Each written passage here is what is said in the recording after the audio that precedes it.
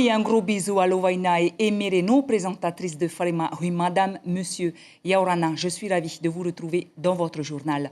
Tous les élèves des établissements scolaires du premier et du second degré ont observé une minute de silence en hommage au professeur assassiné en France, Samuel Paty.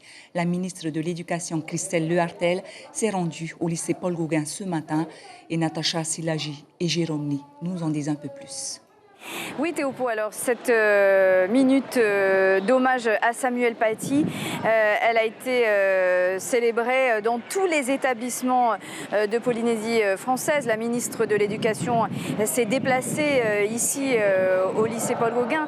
Elle a déclaré qu'elle était touchée dans sa chair puisque elle aussi est enseignante. Et ce matin, la classe dans laquelle on était, eh bien, il y a eu énormément de témoignages d'élèves qui ont écrit des poèmes, qui ont raconté ce qu'ils avaient ressenti, énormément utilisé le mot, ils ont énormément utilisé le mot barbare pour décrire ce qui s'était passé et surtout leur professeur a insisté pour qu'ils s'écoutent entre eux et pour qu'ils condamnent évidemment cet acte de barbarie atroce qui a eu lieu dans les Yvelines la semaine dernière.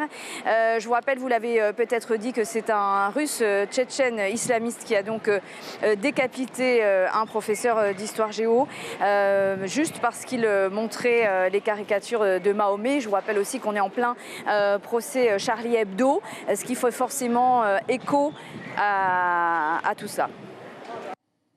Merci pour toutes ces précisions. Et malgré la crise économique due au Covid-19, on le sait, le secteur du bâtiment semble tenir le coup. Les grands chantiers se poursuivent, comme pour les particuliers. Seul bémol, il y aurait pénurie de sacs de ciment. Depuis la fermeture des frontières en Nouvelle-Zélande, les entreprises du Fénois ont du mal à répondre aux besoins du marché.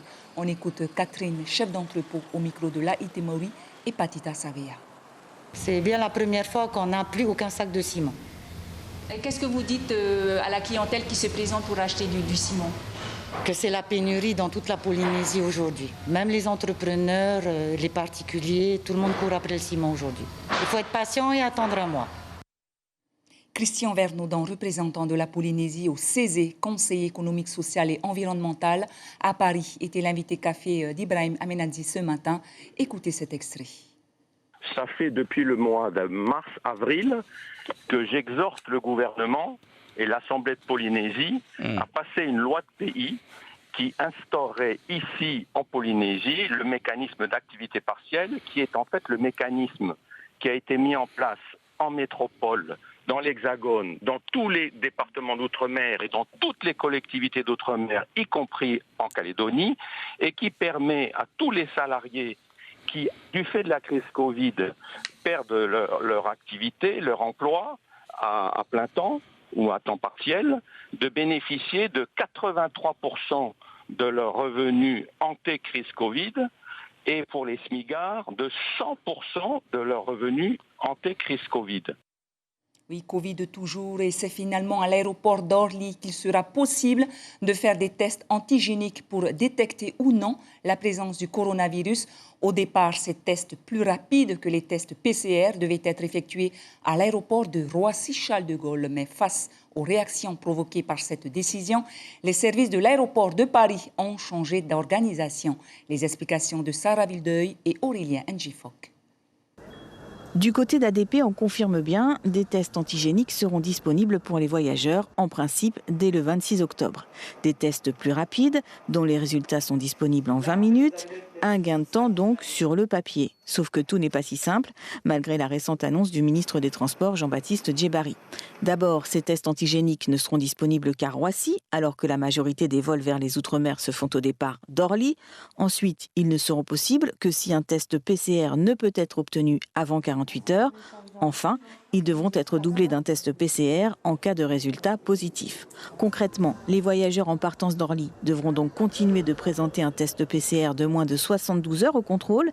S'ils souhaitent passer un test antigénique, ils devront se rendre à Roissy, apporter la preuve qu'ils ont bien tenté d'abord de passer un test PCR sans y parvenir dans les délais et retourner ensuite à Orly pour prendre leur avion. Une situation pour le moins complexe qui devra être rapidement éclaircie. Les premiers tests antigéniques devraient être disponibles lundi prochain à l'aéroport Roissy-Charles de Gaulle.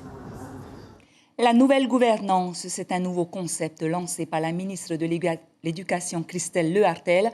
Au Tuamotu à Hao, les élèves des classes de maternelle et de primaire ont rencontré les élèves de 6e du collège. Objectif, favoriser les échanges de services entre les professeurs des écoles, professeurs des collèges et lycées et préparer entre autres les élèves de primaire à l'entrée en 6e. Et pour que l'information passe bien au niveau des tout-petits, ils se sont initiés au jardin potager dit pédagogique, comme vous le voyez sur ces images. Et ce n'est pas tout, car ces petits bambins ont aussi préparé des succulents gâteaux façon bien Pomotu. On écoute Timérisser au micro de Mathieu Allot. C'est une rencontre qui s'inscrit en fait dans un projet interprété, c'est-à-dire c'est un projet qui implique les enfants de l'école primaire, mais aussi du collège, et voire même du lycée, du CETAD de Hao. Et en fait, ce projet a pour objectif de sensibiliser en fait les enfants sur l'agriculture, mais pas que. Mais aussi, c'est un projet qui a pour objectif de sensibiliser les enfants sur l'éducation au développement durable. Oui, il fait toujours beau et si vous êtes à table, on vous souhaite un très bon appétit à tous. Ce soir, vous aurez le plaisir de retrouver Chiquita Tevadarouzes pour votre journal à 19h. Tout de suite, notre VA.